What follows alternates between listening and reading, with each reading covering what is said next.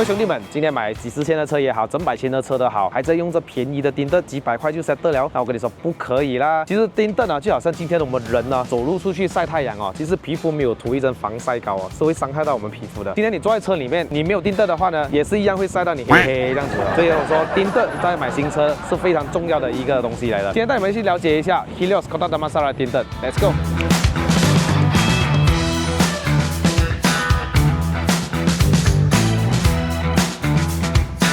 这里呢，除了有做丁特的 BPF 啊，它还有汽车美容哦。当然，我们今天主要来介绍一下这里的隔热膜。Helios 这个名字呢，其实它有各式各类的，根据客人不同的需求做出来的这个隔热膜，它有分为 HELIOZ 呢，其实是它的 PPF 来的。我们今天不讲这个，我们来讲一下它的最主推的 E Series。那我 Camry 在用着的啦，什么车都可以，不管你今天是驾干界也好，不管你是驾 Porsche 啊，或者是 Bentley 啊，这些都可以用的。那这个有6层的这个金属材质 ，H Series 当然是它的最天花板，还有12层。什么是金属材质呢？主要是它来隔热的。我带你们去做一个测试，你们就大概了解了。我们这里有一个箱子，里面就是热能啊。如果这一个有热能的话，太阳能啊，这个风扇就会转是吗？那我来先打开一下。这个就是热能啊，喂，它就在转嘛。今天我手上拿的这个 E Series 的隔热膜，我把它隔着，停了哦。我再靠近它都不会转哦。看我再转，它就是不要转。我再把它打开，就转。啊，没有作弊啊，各位，真的没有在作弊的。很多人认为啊，买丁特就是要买最黑的，它就隔热最好，其实不是。你看我手上拿着这个 E Series 78%的亮度哦，你看它都可以隔到这么好，我觉得粘这个很好了。如果粘到太黑那个不知道在车里面做什么。这种已经很好了，我的车就是粘这样的咯。如果你们对这边的任何的隔热膜有兴趣的话呢，你们不妨可以来到 Helios Kota Damansara 它的 HQ 这边，报上我的 promo code Adrian0909，你就可以在9月份这边得到一个25%的折扣。丁特还有 Coating， 这里有一系列的好康，还等什么？赶快去联络 Helios Kota Damansara HQ。上个礼拜拿了 Chery Tiggo 7 Pro。试驾了1个礼拜，这个礼拜呢 ，Jayco J7。Hello， 大家好，又是 Adrian， 不是一个车兵，只是 POV 了。欢迎回到我的 POV Test Drive 试驾系列了。我是后面的这辆非常的帅，有没有 ？Jayco J7。我记得在8个月前呢，我拍过它的 preview 嘛，那时候那个车是没有的 start 的，然后是摆在那边给我们看。我大概介绍过它的外观跟内饰哈，可是没有仔细去碰到。那这辆车呢，终于推出了啦。它价钱呢只有2个版本，一个是 Dual Drive 的，它卖着138,800。如果是 All-Wheel Drive， 像我后面这辆呢是148,800的，只需要多一个1万块，你就可以把它 All-Wheel Drive。可是它是跟 Chery 的 Tiggo 7 Pro 是用着同一个平台的，也就是说它是同一个 chassis 啊，变速箱跟引擎都是一样的啦。但是呢，开起来呢，到底跟 Chery Tiggo 7 Pro 有什么不一样呢？如果你也在看这个影片的朋友们呢，你可能会在想，我到底是要买 Omoda 5，大概120千吗？或者是 Tiggo 7 Pro 125千，还是我加多一个15到20千左右去买一个 Jayco J7 呢？等一下会带你们去探索这辆车，但是在这个影片还没开始之前呢，希望还没订阅我的朋友们呢，记得按下订阅。在我更新新影片的时候呢，你们才可以及时收到通知。那话不多说，我们去看车 ，Let's go。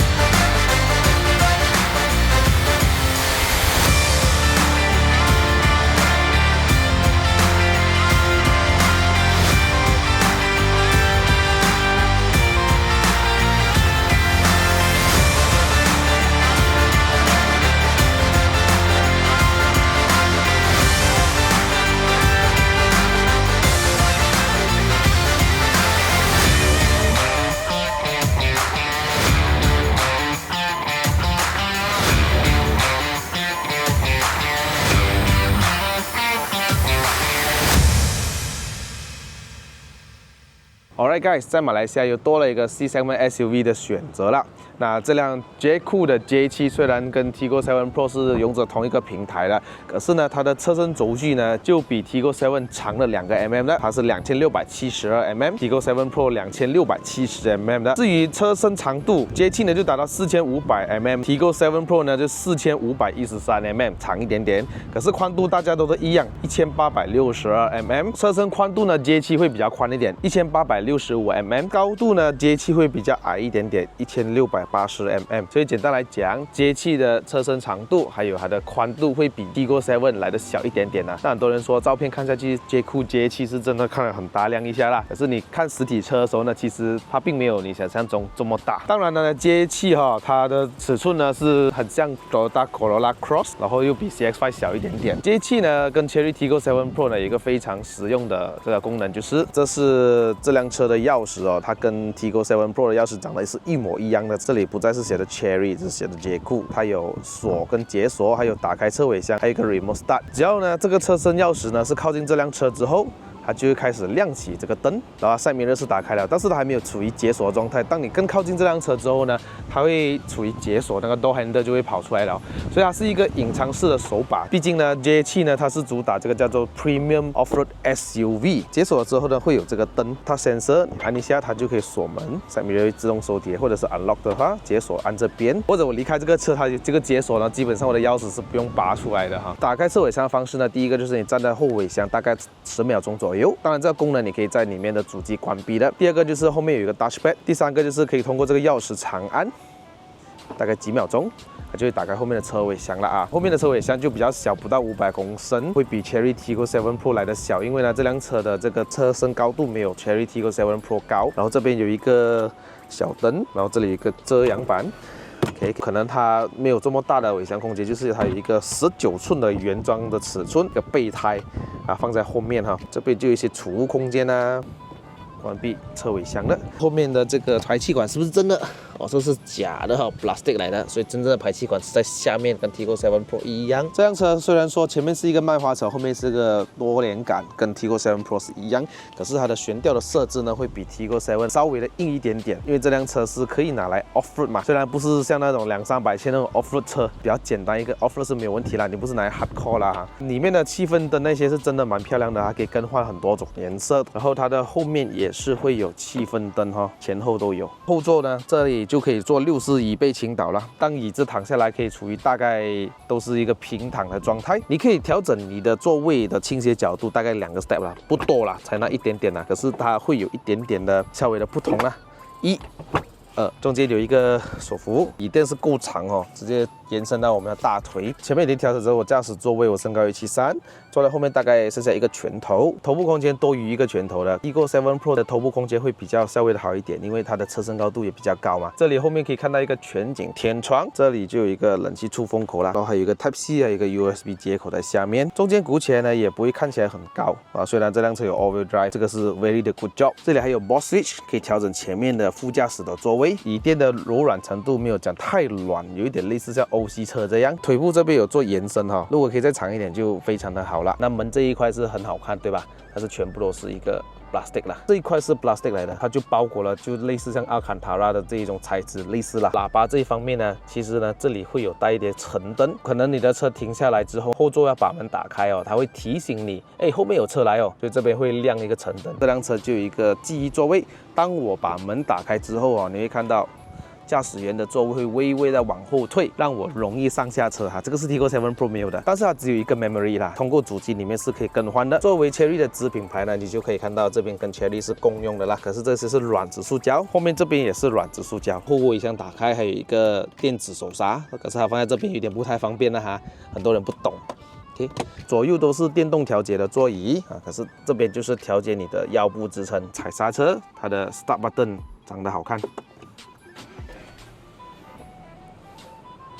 把门关闭之后，椅子就会退回我自己的驾驶的这个 position。150千内的预算哦，有谁哪一个厂家可以给到这么大的荧幕哦？这个荧幕的话 ，all wheel drive 会比较大，超过14寸哦。它的这个清晰度，相信我是比 Tiggo 7 Pro 来的更加的清晰，尤其是这一块。Chery Tiggo 7 Pro 就有一个问题了啊，因为它的仪表很大。那我相信这个方向盘大家都是公用的，可是呢，就是仪表大的关系，不管怎么调的话呢，上面这一块还是可能会挡到那个仪表一点点的资讯。接库的接期就完全没有这个问题，因为它把这个仪表缩小了。这仪表的方面也是非常的好玩的哈。当我拿回来的时候呢，我非常的不喜欢它的仪表，因为它原本的仪表呢是一个非常的乱，我不喜欢，因为它的 RPM 在这边，音乐在这边，驾驶数据又在这边，看起来很像电车。切换到 D 的时候呢，它就会动了，看到吗？那我打到 P 的时候呢，它就会回到这样。我就找到了在 Display 这边呢，你就可以更换 IPC DIMM， 我回到去双颜式的仪表。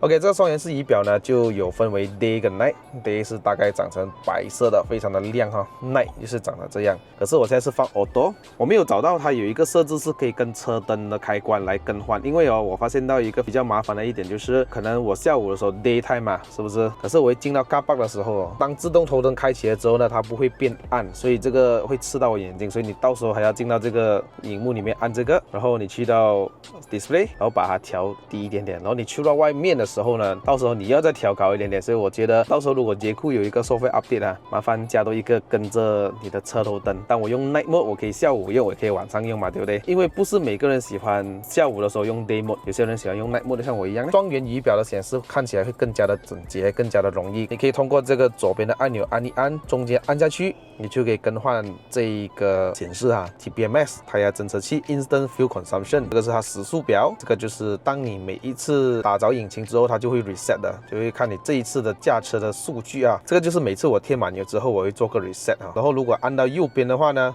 你可以更换一些主题有2个，一个是这个，一个是这个。当然你可以长按中间圆圆的button long press， 它就变成一个 map。可能刚提车的朋友们呢，你会找不到一个声音，到底为什么这里会跟我说，前面会有 speed camera， 可能超速那些很烦，怎么关掉？原来是在这个 navigation map 这边，你要去到这个 setting 然后你要滑到去下面 speed camera warning 给它关掉 ，speeding 给它关掉。OK， 所以就不会有这个声音了的。其实这个是一个 sensor 来的，侦测你的脸是否在打瞌睡的状态我尝试过了，我在驾车的时候呢，我试过把我的眼睛假装成好像要打瞌睡的眼睛要关亮关的话，它会提醒我。然后或者是我的手放在嘴巴上面太久它就会突然提示我，然后把冷气开到最大风最冷，然后让我谨慎驾车。再不然就是我开车的时候，眼睛是没有在看马路在看手机或者是看那个荧幕的话它都会提醒我啦。当然这个功能也是可以关闭的，你要去到这边。去到 Quick Control Driver Assistant、Driver Monitoring System， 关掉它就不会再提示你了的啦。这里就有一个 On Off Button， 你可以关闭，就这样了。冷气开关，可以把 Compressor 关掉然后这里就是一个 Hazard Light， 这些 Signal 的声音可以更换的，也是去到这边 Sound。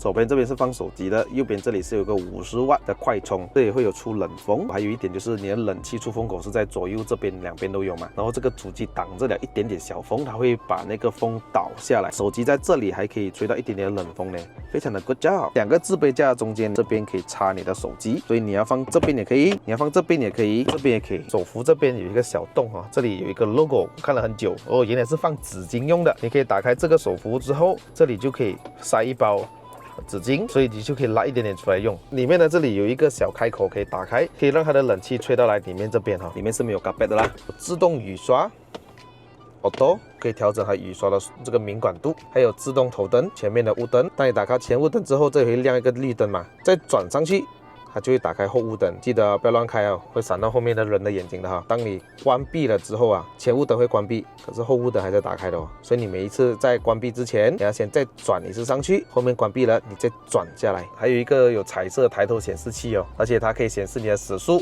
还有你的 range 还剩多少公里 ，ACC 跟车的显示。至于这个主机方面呢，还有无线的 Apple CarPlay 和 Android Auto 啦，这里还有一个 Reason App 的这个 button， 这些就是冷气的控制。这个冷气控制就很像特斯拉这样，在任何的荧幕呢下面拉上来，就会有这个显示了。左右呢这边就有冷气出风口，还可以出热风。那这个 setting 这边呢，我所有都打开了的。在自动模式的时候啊，你可以选择你的 Eco、Comfort 还是 Strong。我就个人喜欢用 Strong， 因为什么？我不喜欢把冷气呢调得太冷，我喜欢大概25度的，让它的风大一点点。那这边呢就是调整你的车辆。一进到去主画面这边呢，你可以看到，连 Central Locking 啊、锁门啊，又或者是左边这些 button， 后尾箱、Child Lock、Sunroof 啊这些。驾驶模式也可以通过这边调，这边也是可以调 Normal。Sport mode, Snow mode, Mud mode, Sand mode, Off-road mode,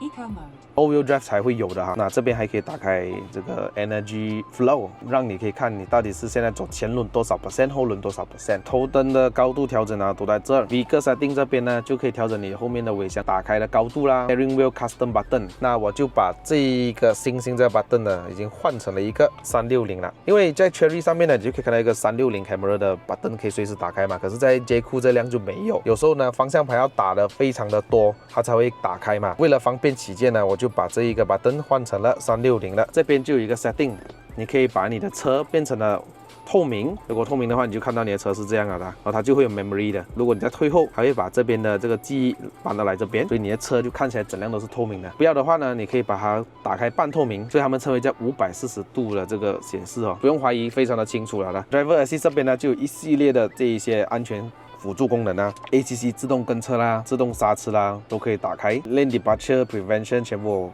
暂时是关闭的啦，要不然我稍微动到一点点线，它会拉我回来。这个 Rear Collision Warning， 如果你觉得后面有人贴你太紧，它会打开这个双向灯，你不喜欢，你可以把它关闭的。Vehicle Comfort 这一块呢，就可以看到这里就有你的驾驶的记忆座位，自动收碟 Side Mirror 之外呢，当你打到 R 的时候啊，你可以看到它的 Side Mirror 往下掰下来，右边也是一样。所以我打开了两边都是。当然，如果你想要做调整哦，你打了 R 档之后呢，你就可以先调好你要的角度。当你下次再进入 R 了之后呢，它就会回到你所要的这个位置了。这辆车有自带的 Dashcam， 它是在上面这一块有的。只要你的车钥匙靠近这辆车，车头灯一开始亮，它就会开始录制了的，蛮清晰的哈。你看，还有一个非常贴心的哦。那你看到上面这一边，就可以看到你是踩踏的油门还是刹车，有没有开雾灯啊、大灯啊，有没有打方向灯啊，多少 km 啊，它都会在记录这边。进入 Apple CarPlay 呢，是我驾的车有史以来最大的一个 Apple CarPlay， 像一个平板电脑，14.3寸的 iPad 在你的前面。我觉得有一个非常不方便就是，你看哦，你的原装的这个界面哦，你下面一定会有显示你的冷气控制啊那些嘛。即使你打开所有的应用，它都是有在的。可是 Apple CarPlay 呢就不这么一回事了。你打开之后呢，这个冷气控制你要下面这样滑上来，我才能控制那个温度。Google Map 一打开之后，哇，你看到是真的是非常的大，所以我不会 miss Q， 我真的不会进错路口啊。那上面这里拉下来就有 notification， 右边这边拉下来呢就有一些快捷键啊，防滑系统关闭啊，这个就是陡坡缓降啊 ，auto start stop， 这个就是我的喇叭的调整。你过来这，你们可以根据我这个调了，这样子的话会比较好听一点。不错，这个喇叭我甚至觉得它比 Tiggo 7 Pro 喇叭更好。等一下我开一些音乐给你们听一下。Auto Dim Rear View Mirror， 还有一个全景天窗，这个是打开天窗，这是打开遮阳帘。Hello， 杰库。I'm here. Open Sunshade。OK。会更加的方便。Open Sunroof。OK。很他妈的大的全景天窗 ，Dashcam 这边有 Micro SD card， 还有 WiFi on。我相信中间这边是一个 subwoofer 啦，那还有一个对的高音，这边就有一个洞，是 12V socket， 风琴式踏板，我的最爱。打开引擎盖。每一次打开门之后呢，你可能会在这边检查一下，我的轮胎风到底要打多少？可是这边就没有哦，原来是在左边，大概一个拳头的高度啦。Tiggo 7 Pro 是单活塞刹车卡钳，而这辆 J Cool 的 J7 则是双活塞的刹车卡钳。轮胎尺寸呢 ，Cherry Tiggo 7 Pro 则是18寸 ，J Cool J7 呢则是19寸，235/50R19前后轮胎都是一样的，用这 GT Comfort 225 V1 的轮胎。后面这边也是有一个红色的刹车卡钳，上面这边还可以承受一些重量，所以越野的话都会用得到。哦，对了，忘记了打开头灯、远光灯、fog lamp。signal 不需要流水线啊，这样子的 signal 都已经很特别、很好看了，够亮，有没有？还有贯穿式的尾灯，虽然它不会跳舞啊，当然我是打95的啦。这个 signal 灯很亮，里面驾驶座位都可以看得到，因为它延伸到来这边。软质皮革，这里就是一些薄薄的皮革，这些都是一些 plastic。只是看起来很好看一下的哈。这些也是塑料来的哈 ，USB 插槽还有 Type C Dare Direct Hook。这边本来是一个 daylight 嘛，但是当你打了 signal 之后，它就会变成橙灯嘛。这个就是 LED projector headlamp， 这个就是照第一灯，这个是远光灯哦，这样是分开的。那下面还有一个 fog lamp， 前脸是无可否认真的很好看，当驾出去的时候回头率很高，所以它不用找拉杆的哈，直接里面拉一次，引擎盖就可以直接打开了。哇，我记得 Tiggo 7 Pro 这一块呢，它就 plastic 盖到完了。所以我是看不到任何东西，除非要把它全部拆完。可是，在这一辆就看得到。这具引擎呢，跟 Tiggo 7 Pro 是一样的，来自于1.6公升的涡轮增压4缸引擎啦，它可以产生197 PS、290个牛顿米的扭力，配搭这一个 Getrag 的7速的双离合变速箱，那它是湿式的啦。到底它开起来跟 Tiggo 7 Pro 有没有不一样呢？我们去试驾就知道了嘛。第一点就是这个档挂呢，当你要用 Manual Mode 的时候呢，你就要按这个 M， 长按那个1秒钟。就会切换到加减模式，推上就是加，推下就是减。那这个可能我觉得，如果对于一个街酷哦 Premium SUV 来讲哈，如果要给一个换挡拨片会更加的好啦，我觉得。可是它就并没有嘞，所以每次要换挡的时候就麻烦一点。就是要按一个1秒钟，再拉下来，我就慢了几秒钟了这样子。第一印象就是它的油门踩踏反应呢，就有时候起步的时候你会抓摸不住。可是呢，如果是第一次开这个车的朋友们呢，我是奉劝大家那个油门不要踩这样大，因为这辆车有 Auto Hold， 你先让那个 Auto Hold 解除了之后呢，你再来踩这个油。第二点就是这辆车Auto Hold 解除了之后呢，还有 Clutch 嘛，有这个离合器嘛，毕竟它是一个双离合，所以等那个离合器慢慢的松开你才来踩。然后如果你没有在用 Auto Hold 的情况下呢，我是奉劝大家，当你切换到低之后，低档，你松开油门，让这辆车溜出去了。也会感觉到那个离合器结合了，然后你就踩油这样子会比较顺。然后油门也不要踩太大哈，如果你踩太大的话，这辆车一到大概2000转左右哈，那个 boost 一来它又冲得非常的猛一下的，因为毕竟这辆车还有290个 torque，290个牛顿米，要在我感觉到是在4000转的时候爆发最高的这个扭力所以超车是非常轻松的，没有错哈。我现在是用 Eco Mode。Normal， 踩到弯。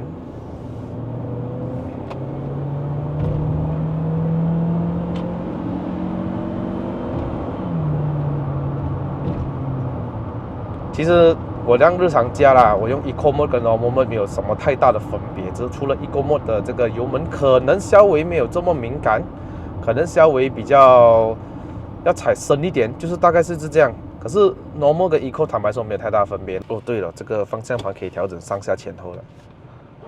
OK， 像这样起步，点一下那个油门，给那个 Auto Hold 关掉了之后呢，那我就再踩一点油这样会更加的顺哈。OK， 如果你有看过我之前试驾过 Tiggo 7 Pro 跟 Tiggo 8 Pro 的影片呢，那我对于他们的这个仪表有一点小小的投诉啦，就是说这个 RPM meter 还有速度它的这个不够顺哈。所以实际上是在换挡了，可是它的 RPM 过后才来跌，而且那种帧率我们所谓的 frame per second 比较差一点不会这么顺。可是在于这个接口上面，你看到它的这个仪表是跟在实际上操作，而且是非常的顺。你看当那个 RPM meter， 你看当我这样挡的时候，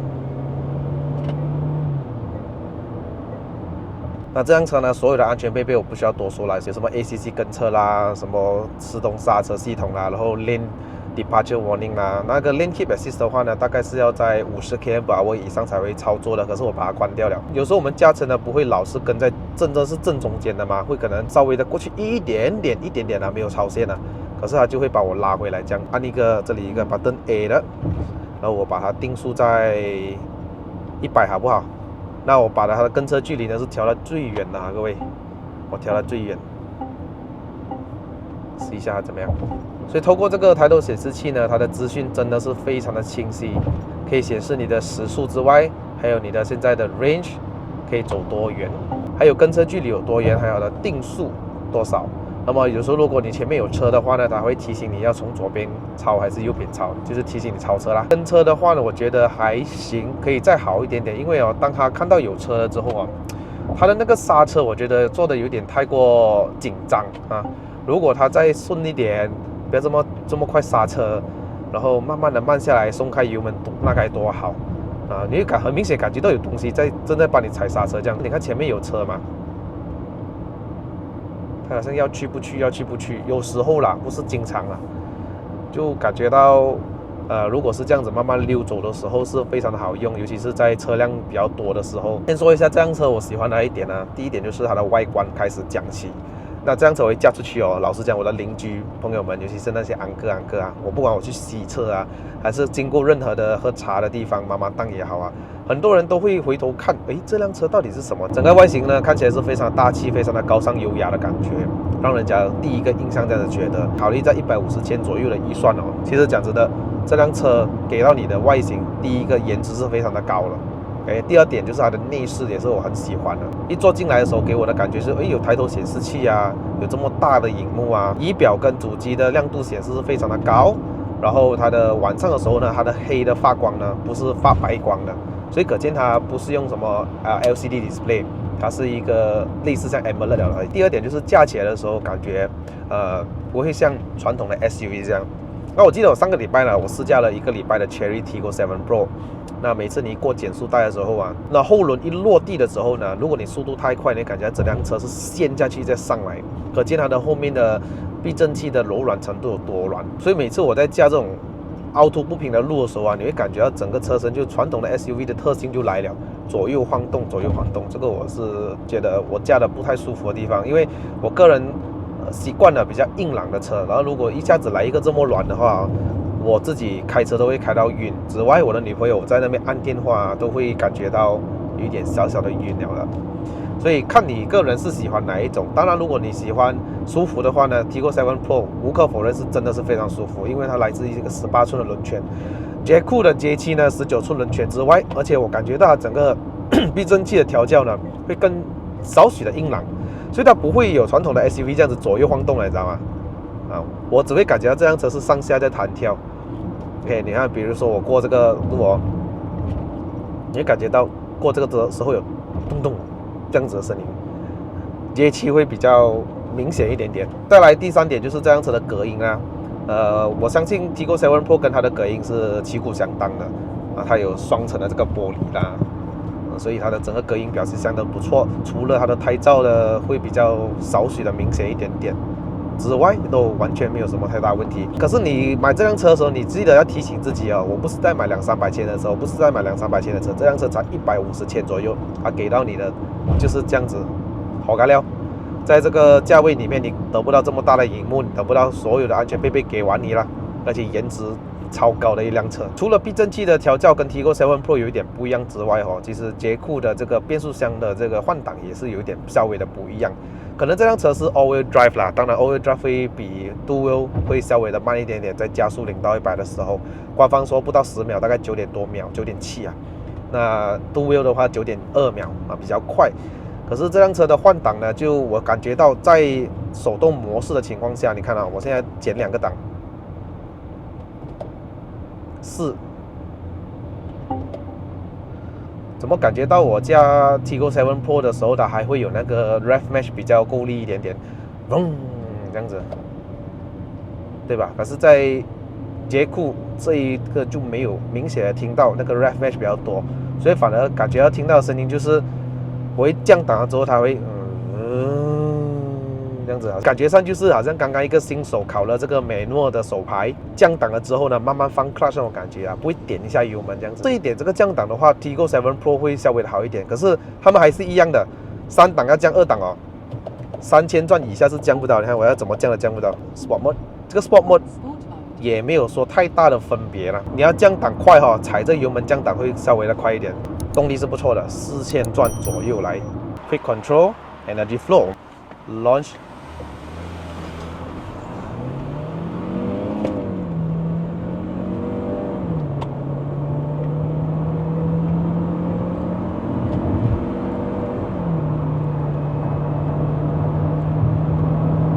坦白说，我拿车到现在我没有驾过白色，我现在把那个系统设定到白色的时候，会有给你那个超速的这个提示，这样子了，你可以设定到多少。动力是不错啦，讲真的。那随便超车 OK 的，只要4000转以上，它感觉那种调教有点感觉上这样 NA 车这样啊，哇，4000转才来力，高转的时候的引擎声浪的确还不错。那当我切换到 Sport 的之后呢，方向盘会跟着重哈，所以我是在里面的系统里面调整了，是跟着我的驾驶模式来更换这个方向盘的重量。走你，踩完地板油。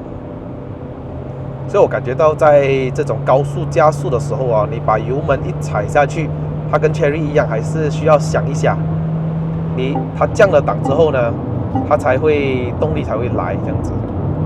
可是如果你比起本地牌子啊、P 品牌的话，根本毫无疑问，它这辆车的这个性能肯定是比它好的。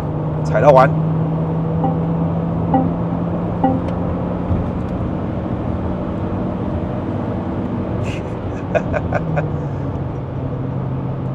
我觉得这辆车的电子限速在180 km/h，我如果没有错的话。可是这辆车因为它不是全天候四驱哦，它是需要的话后面才会接入，你看所以当过完的时候，你踩这一点油门过的时候啊，那个感觉是相当的不错的哦。这辆车的平均油耗我自己个人做到会稍微的出色一下，有一个9点多 km/h，比我之前驾的 Tiggo 7 Pro 好一点点。Tiggo 7 Pro 才做8点多，也是这样子驾，平常生活这样子驾，所以我拿车的时候是满缸的，然后让我走到接近500 km， 非常的不错。然后我添油surprisingly， 它是讲 all-wheel drive 是57 liter 啦的这个油缸啦，反而 two wheel 是52 liter， 可是我添油才添一个90块左右。当然我没有走到完啦，我的 range 那边还是也可以走60 km 左右，我就去添油了。他已经给一个 warning 你，叫你去带路去打油了咯。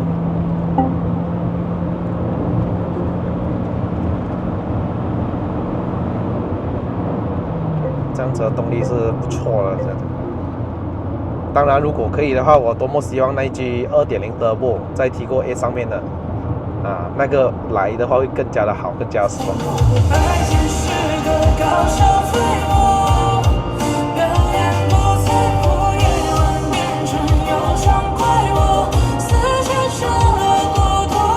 我多么希望这辆车像 Tiggo 7 Pro 这样有一个转钮这里转那个音量，所以让我的副驾驶我自己都会非常方便，一滑就滑到小声一点，不需要这里一直按所以当你在踩踏油门的时候，你可能会少许的抓不住它到底这个油门是想怎样，因为可能你需要这个爬坡的时候你需要再多一点点的动力。我多踩那油门多一点点，我不需要它降档，可是它就降档了。所以我觉得这种油门调教方面跟这个换挡的方面可以再好一点点调教。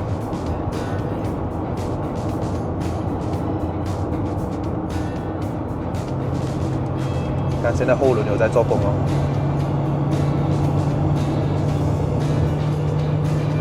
可是我很不喜欢它的 Sport Mode 的 Auto Mode。你看，当我把我的油门一松开之后呢，它就会先升档这样子。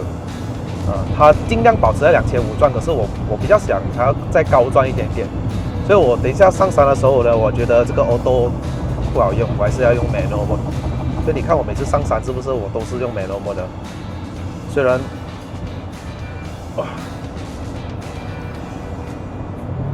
你看，还有我在踩油门，给它强制降档的感觉，然后它又升档。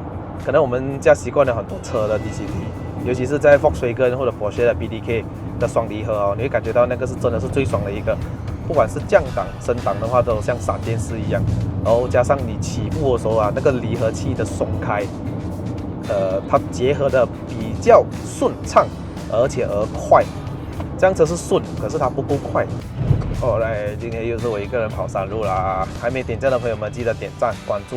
那我们等一下就会把这样劫苦劫期开上云顶了，各位。